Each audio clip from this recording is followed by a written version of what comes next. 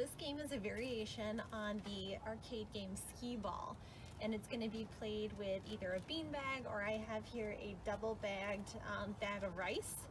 So you can use this as your bean bag instead. And this game is going to be using a board here. You have point values of 25, 50, 75, and then small little ones of 100 here.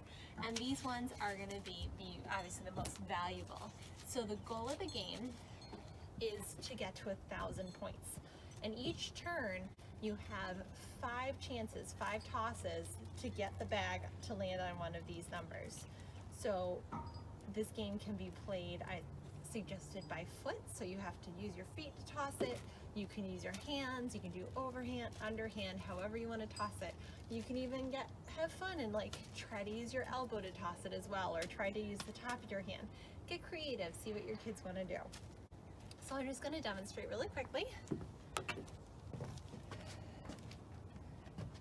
We're going to have the bag of rice. You're going to stand about 3 feet back. It's going to be on your foot like this. And you're going to try to toss it. So, didn't quite make it to 100, so I would get another chance.